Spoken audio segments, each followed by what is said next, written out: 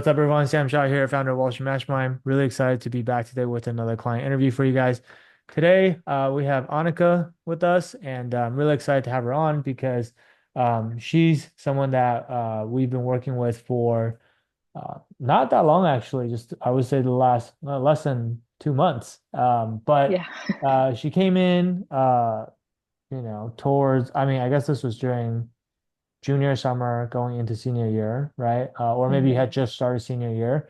Yeah. And then so she was really looking to do full-time recruiting, which some of you may or may not know, but full-time recruiting is extremely challenging, especially compared to summer internship recruiting. And she was able to come out with a very, very good offer. Despite coming from a non-target school. And so I think, I know a lot of people in our audience are always wondering like, oh, how do I get into banking from a non-target school? And so I wanted to get her on here to just kind of talk about her own journey a little bit, share any insights that she might have just kind of gained along the way. And then hopefully, her story helps you as well and inspires you to go out and do the things that you need to do. So with that said, Annika, first of all, thank you so much for taking the time out of your busy Wednesday to be here with us. But if you don't mind, uh, I know I just gave a very high level overview, but introduce yourself to our audience a little bit and tell them kind of who you are and kind of what your story is. Yeah, sure. So my name is Anika Rahman. I'm now a senior at UC Santa Barbara. So complete non-target and didn't really know that much about finance really starting college or really kind of getting into it, but did two buy-side internships. So my sophomore summer, did a wealth management internship. And again, eyes were not really on high finance at all. I just kind of worked at this regional office in California, which is where I'm from, but I really liked it. I think I kind of just liked the investing, this like working with investments and thinking through that side of things. But junior summer, I ended up recruiting into a private credit internship. So again, um, wasn't really looking into like bulge bracket, big type of banks. I actually interned at PGIM's private credit team. So a little Mm. bit of a smaller team, but it was based in New York. And so this was kind of my first real taste of New York finance, which was really different to my classic beach school that I kind of went to for the past 4 years. Yeah. But ended up really liking the pace of things and kind of felt like I was pushing myself. It felt really meaningful and interesting. But at the end of my junior summer, I ended up not getting a return offer to come back to PGIM. And kind of due to headcount and other like miscellaneous factors, although I did really like my team and I liked credit. And so from there was pretty gutted going back home after that summer because I really liked credit, really liked New York, and really liked kind of buy side investing. So Mm. started to apply cold to a lot of jobs that I saw pop up. But again, kind of like what Sam was mentioning, is a little bit of a daunting process going into full time recruiting. So Yeah. decided to take some help there and then ended up interviewing and signing an offer with the credit group at UBS for full time. So super pumped about that and definitely could not have done it without the help of Wall Street Mastermind. So excited to be here. That's awesome. Walk us through what it felt like to when you found out you got the UBS offer. Especially, I mean, I've been there before. Back in 2007, I did my summer internship at Bear Stearns. I didn't get a return offer, and Yeah. that feeling is like such a punch in the gut because it's like you feel like you got this close, and then Yeah. it seems like the floor is falling out from under you. And then to have to then come back from that and then get another offer, it's like this roller coaster ride that you're on, right? But like, Yeah. how did you feel when you found out? And then like, also, what did you do right after you found out? Yeah. It was a crazy, crazy day, definitely. I was kind of like you mentioned, it was just such a roller coaster at the end of summer. I was like, I love the city, I love finance, and I want to be back here. And I think it was just so kind of gut wrenching to go back to school. And I was like, shoot, I don't really know what I'm gonna do. And like, I don't know, Yeah. kind of graduating early and like soon, and what am I gonna do? But I remember the day the recruiter called me. It was such a crazy day. I just was so kind of over the moon, really happy. I celebrated with a lot of my friends in the night. So it was definitely a good turn of events and was super excited about it. Yeah, that's awesome. I mean, I just moved to New York from after a very long time on the West Coast.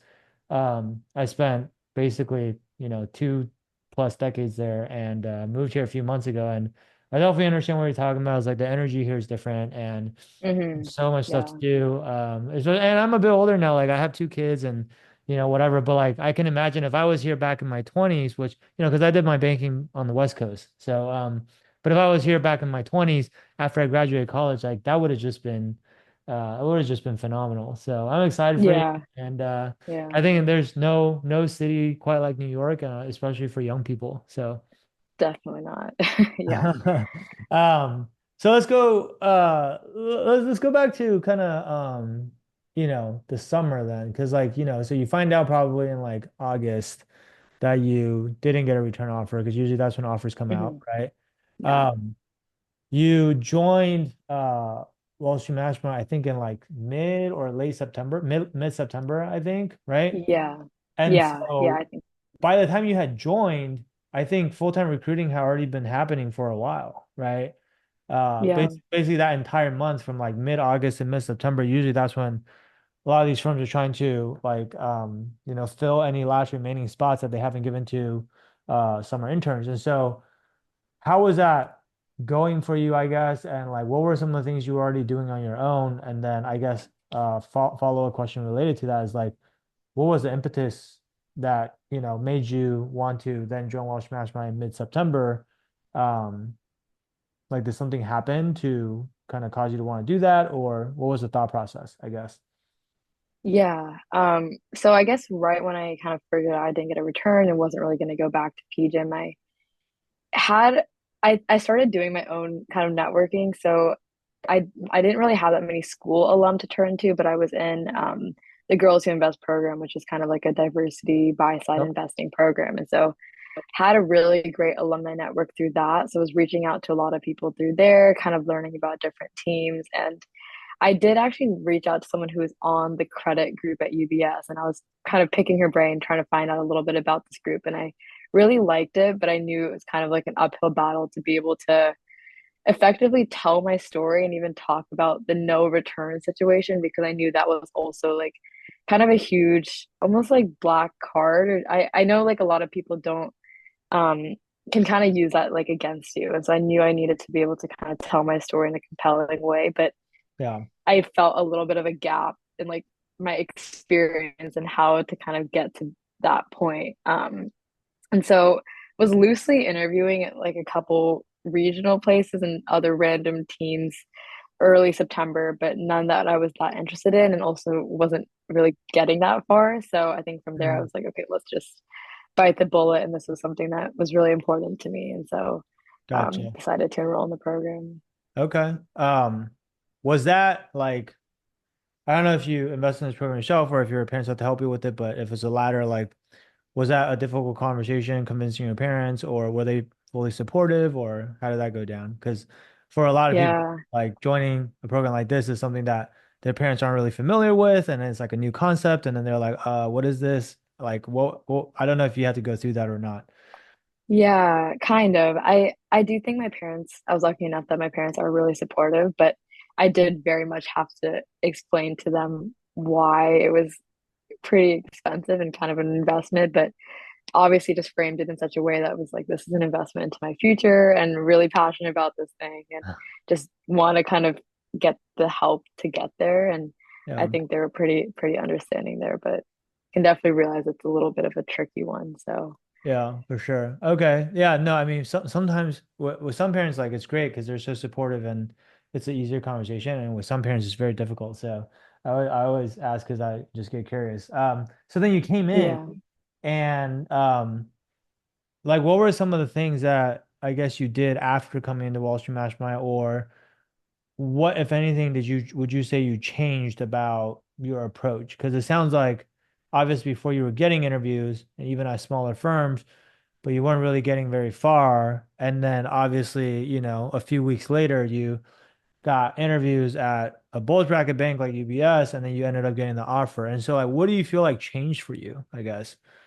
Yeah, I think it really just boiled down to my interview responses and kind of how I crafted and told my story and even just being able to articulately speak about like technical concepts and market news and those were kind of like pretty weak points for me. I just didn't Mm, really know the whole framework of like okay, you need to talk about an article and like be able to kind of put your own spin on it Mm. Now me saying that back, it sounds really intuitive and it's kind of like, duh, like this is what they're going to be asked about. But I Yeah. remember when I would first get those kind of questions, it's like, oh, what's something you're reading about in the news? I would just like talk about some random article and not really synthesize anything or show my critical thinking. And that wouldn't really get me that far. And Mm. so definitely on the interview side, I know like Coach Andrea kind of had that behavioral framework as well, which was really, really helpful. And I know when I kind of went into those interviews with Bulge Bracket Banks, it was just like carbon copy what she would tell me of like the kind of questions they would ask. And so it was just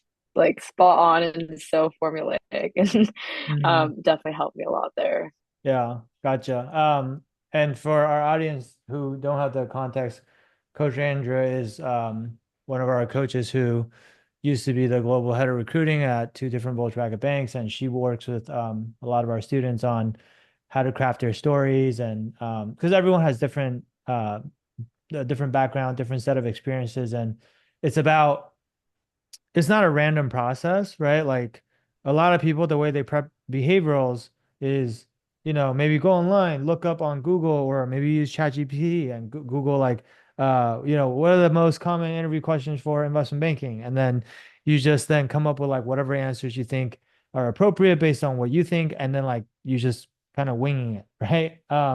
In reality, like you ideally would, if you think about like how consequential these interviews are, um, you don't really want to go in just winging it. You want to be very deliberate about how you um, approach these types of interviews and how you game plan for it, right? And so like the Yeah. better way to do it is, um, one, you have to know what these firms are looking for. And that's where like someone like Andrea comes in because she's helped design those scoring rubrics for these interviews. She knows what types of questions they're going to be asking. She can tell you like what to expect, right? And not only that, it's like, Yeah. hey, by the way, when they ask this question, this is the real question behind that question. Like what they're looking for is this type of quality, or they like these characteristics. And I think this story or this experience from your background could do a really good job of demonstrating this thing that they're looking for.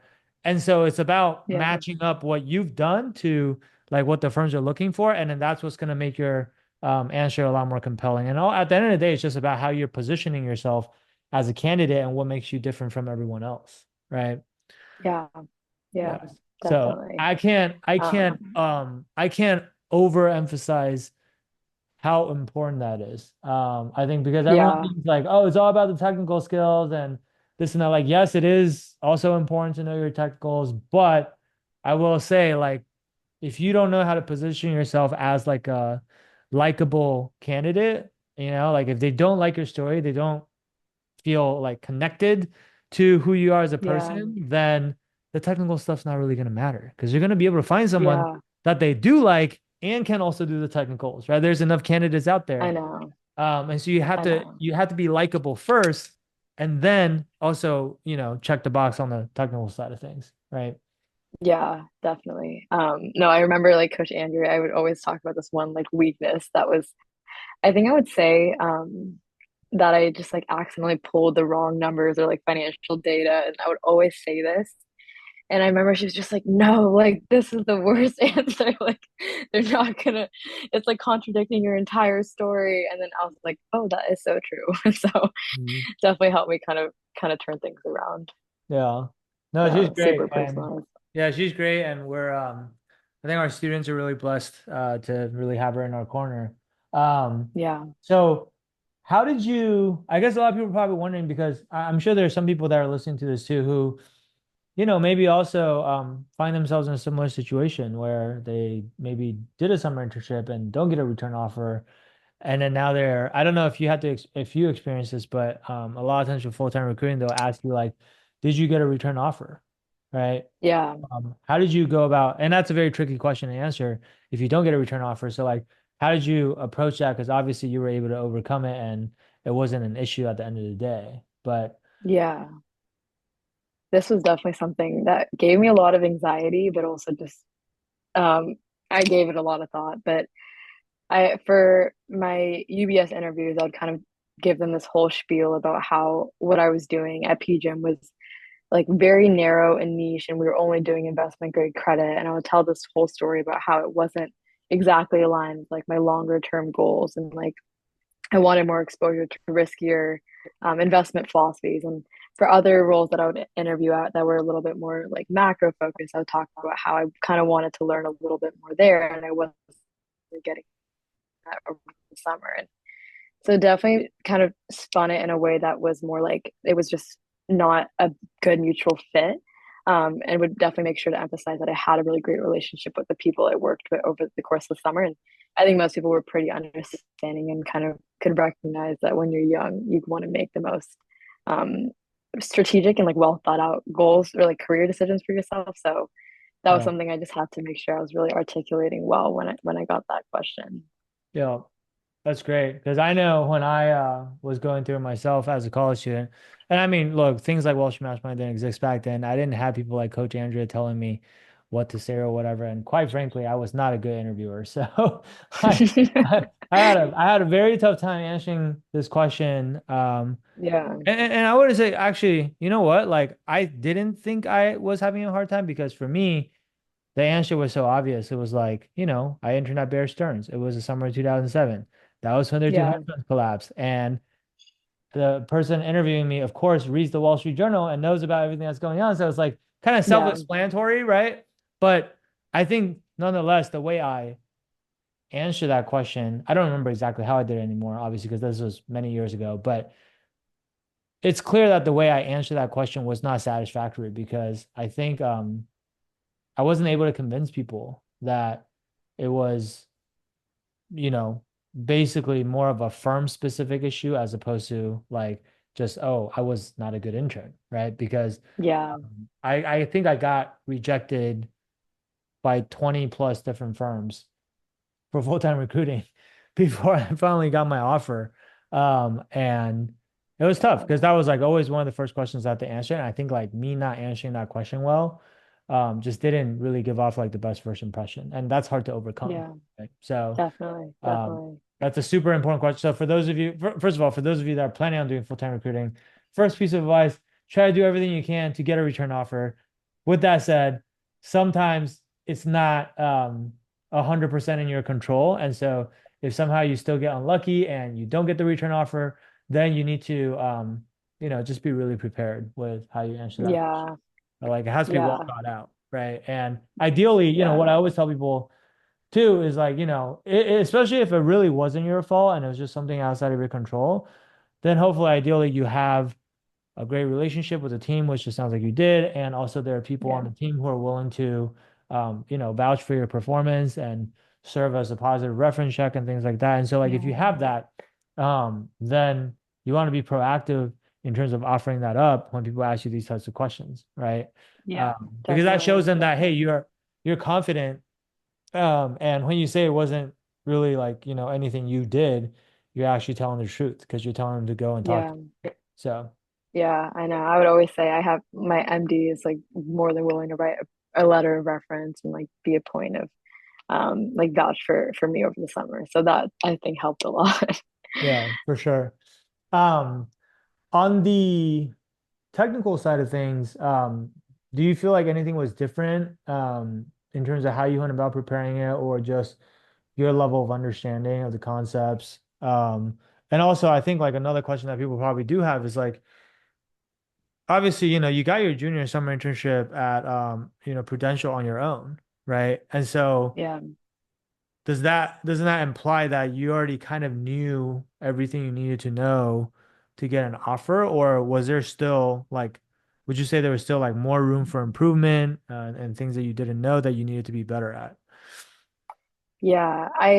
I do think there's always kind of room for improvement. And yes, I did get that offer on my own, but um I think there was also obviously like a luck component to getting these offers. And I think the team, like they were really big on personality fit. And I think I just liked everyone on that team and got along with them. But as for like the actual technical side of things, I knew nothing about credit going into it. And my interviews for Prudential were super behavioral. So Mm. I had to learn a lot over the course of the summer, and I did during my internship. But recruiting for full time, especially for fixed income roles, I had to learn a lot of bond math and more of like those side of technicals, which I was a little rusty on. And so that took a little bit of just kind of prep and understanding those sides of things. And actually, one of the Wall Street Mastermind coaches, so Coach Johnny, he is pretty familiar with the credit side of things. So he helped me a lot with prepping the credit technicals and making sure I was clear on like the differences between like yield to maturity and yield to call and all the those like very granular fixed income things. So Yeah. I And think it was pretty helpful.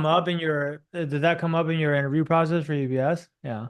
They definitely did. They Yeah. definitely did because it's just it's like a fixed income job. So you need to be able to know bond math and Yeah. all those sides of things. So And I would say too, because most people when they prep for banking interviews, they're more prepping like the equity side of things, right? Like the hmm allocation methodologies and that's all like how to value the equity piece, right? And so yeah, um I feel like there's a lot less emphasis usually on credit side technicals, yeah, unless someone that's, interviewing for a credit role specifically like yourself. And so yeah, I think it's like a double-edged sword, right? Which is most people are less familiar with the credit side of things. Um, and like if you go in prepared on the credit side of things, like in a way, it's like easier to stand out because your competition probably is, relatively speaking, less prepared. yeah, But also even like on the coaching side of things, like I know when you ask for mock interviews and this is why we always ask like what is the interview? Who are you interviewing with? And like what group is it? Because yeah, mock interviews is not just about matching you up with a random banker and then having them, give you a mock interview. We could do that too, but that's just like the bare minimum, right? What we really try yeah, to do every single time is like, what group are you interviewing with? Oh, you're interviewing for credit. Okay, well, let's pair you up with someone who actually has credit experience, like Johnny, for yeah, example, and they're going to be able to go a lot deeper with you on those types of technical concepts, right? Like I was a technology investment banker. If I had to test you on, credit stuff, I could, maybe do a little bit, but I wouldn't be able to do nearly as much as what Johnny was able to do, right? yeah, And the same definitely. goes for lots of different industries. Like now, like, like if you're, um, a lot of groups have like just general technicals, but if you're interviewing for, I don't know, like energy group, like oil and gas or financial institutions or real estate, or there's all these groups that have like industry specific technical questions, or like I said on the debt side, like leverage finance or credit investing, or um, Yeah, so there's just a lot of these different niches or pockets that have like you still need to know the baseline stuff, but then there's like additional incremental technicals that are maybe even slightly more advanced, I would say, that you have to study as well. yeah, And there's not as much material out there on that kind of stuff too. And then so it's always good to just be able to talk to someone who's actually done the job so they could just tell you yeah, what you need to know, right? yeah, yeah. There's definitely not as much credit related study guides versus like valuations and the typical banking ones. So Yeah, for it's a little sure. bit harder. Okay. Yeah. That's cool.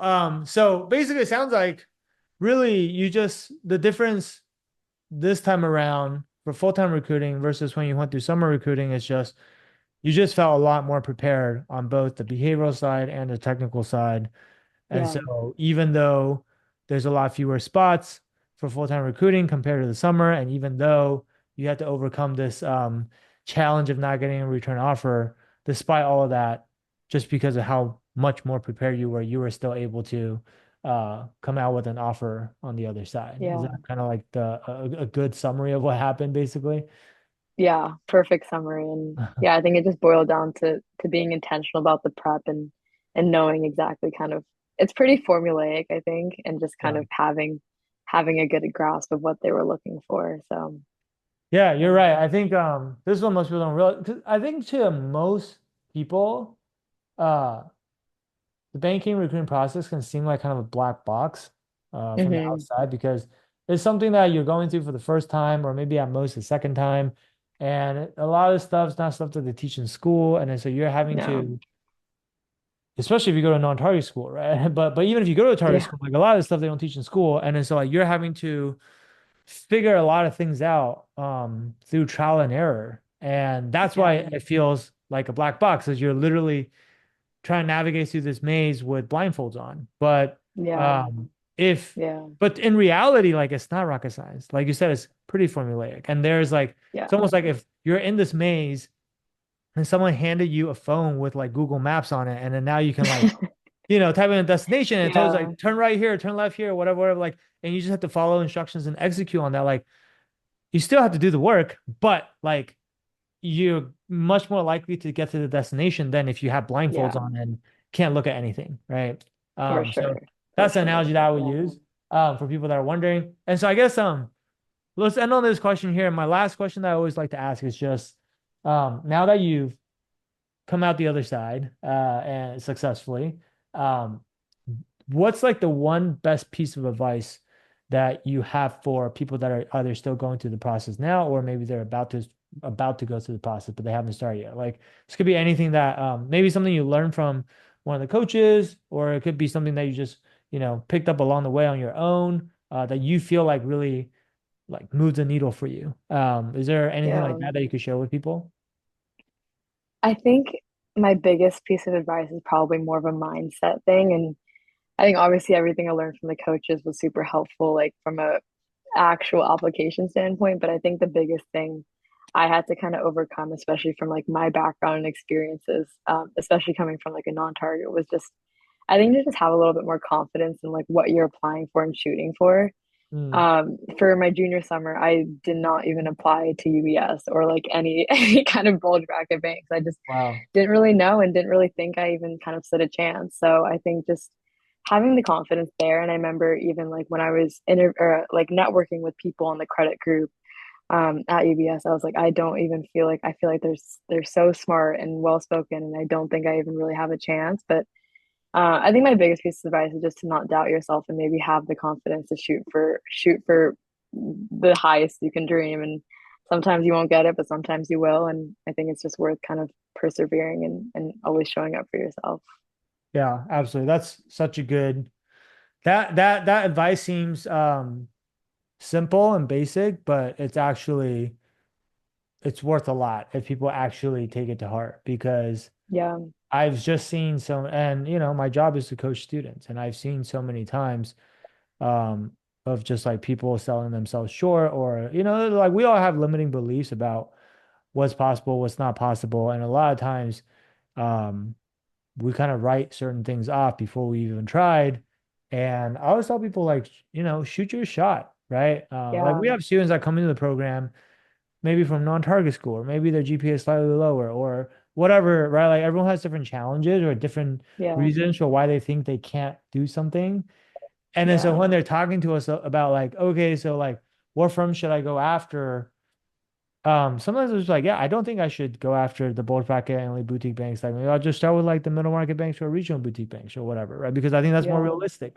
I'm just like, you'd be surprised. And I get it. Like it's easier for me to say that because at this point I've seen so many of our non-target school students, or I've seen so many of our students that maybe have, below average GPA still end up at those places. And then so it's yeah, easy for me to have that belief. And then so part of my job and our team's job is to also like transfer that belief to you guys and letting you yeah, guys know like, hey, no, like you should try it. Like, and what's the worst that could happen? The worst that could happen is you don't get it. And then you always have the opportunity to move downstream to yeah, other smaller firms or whatnot. Um, and when I say like it's worth a lot, it's like there are compensation survey datas out there that have been done. I mean, pick whichever one you want, right? Like the one that I always look at is the one that was done by Liquidity.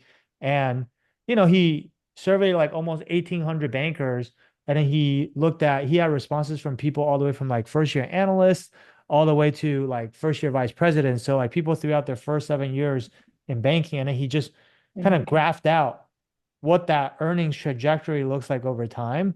And of course, like, yeah, elite boutiques and bulge bracket banks make the most, then it's middle market banks, then it's large regional banks, then it's like regional boutiques. And like from top to bottom, that range ended up being something like $1 million over the first 7 years, yeah, right? Like if you had a yeah. That's solid. regional boutique, you make $1.6 million through the first 7 years of career, which is like nothing to scoff at. Don't get me wrong. Like that's still, you could be very proud of that. And you're doing way better than most 28-year-olds. But if you're at like an elite boutique, it's like $2.6 million, right? And so Yeah, if I ask people like, who would like to make an extra $1 million over the first 7 years of your career? Like every single person will raise their hand. Right? And Yeah. so like don't Yeah. close the door on that possibility on your own just because, you don't think you can do it or whatever. If you do think that you have some challenges or you think that there are things that you don't know how to do right now that would prevent you from getting that type of outcome, then your reaction is not like, oh, let me just give up. Your reaction should be, okay, let me figure out how can I overcome this challenge or how can Yeah. I fix the things that I need to fix or learn the things I need to learn so that I can get this type of outcome, right? So like it's a little Yeah. subtle shift in your self-talk, but it's like going from, I can't do something to how can I do whatever that thing is, right? And I Yeah. think so you said like, it's a more of a mindset thing. I totally agree, but it's really, really important, Absolutely. right? Yeah, definitely. Um, I think yeah, you just gotta dream big. You never really know what you're capable of. So I think that's just the biggest takeaway. And I would hope junior people in college kind of take that away as yeah, well. and needless to say, like you gotta have the work ethic to go with that, right? Yes, You just say, "Oh, yes, I dream big, but I don't do the work," or "I dream yes, big, yes, but I'm not resilient." Like then, like it might not work out for you, right? But like obviously, yeah, assuming you're willing to put in the work and work hard and do all those things, then look, like you a lot of times you're um capable of more than you think you are, right? And so just definitely, don't sell yourself definitely. short. Cool. Yeah, Awesome. That's really great. I think that's a really great note to end on. I would just say, look, for those of you who are still with us, if anything we said today resonates with you, if you're about to go through the process, or maybe you're currently going through the process, and you know that some of the things that you have been doing haven't been working as well as you want them to, if you know that there's still room for improvement, in terms of the way you interview, but behaviorally, how you position yourself, technically, understanding all the concepts that are going to be tested on. Or even if it's like, questions with, we didn't really talk as much about this today, but if you have questions about like how to build up your resume with the relevant experiences or how to network with the bankers to actually get these interviews in the first place, like whatever the case may be, um, if you feel like you need help, I want to encourage you to reach out to our team. You can do so by going to our website. You just go to www.wallstreetmatchmind.com/apply. The streets abbreviated to ST, so it's stmatchmind.com/apply. And what we'll do is like you'll get to schedule a call with someone on our team. We'll hop on with you. We'll learn more about your situation. We'll understand like what your goals are, what your challenges are, and what you feel like you need help with. And then we'll, based on what you tell us, we'll give you kind of like a game plan that we think would make sense for you. And then if you want to take that game plan, run with it on your own, or if you want us to help you with that game plan and help you implement it even better. But either way, you walk away with some valuable insights, and it'll just help push you one step closer to your goals. All right. So that's my invitation to you guys. Again, it's wallstreetmatchman.com/apply, the streets abbreviated. And otherwise, Anika, I want to thank you again for taking yeah, so much time every day to talk to us. Really enjoy this conversation. And I'm really excited for you that you're going to be in New York. And I know yeah, now that I'm in New York, we're going to try to do, more like in-person networking events and stuff like that for, just our folks in Wall Street Mastermind. So hopefully I'll get to see you yeah, out there in person at some point. yeah. But Oh, that would be awesome. yeah, our last one that we did a few months ago was really fun. So, but yeah, it was great talking to you. And thank you again for sharing your story. Yeah, of course. Thanks, Sam, and it was great talking to you, and super excited as well. And hopefully see you next summer slash Awesome. next year. For sure. All right, guys, we're gonna wrap it up here. Thank you guys for tuning in, and we'll be back with more of these for you guys in the near future. All right, talk soon.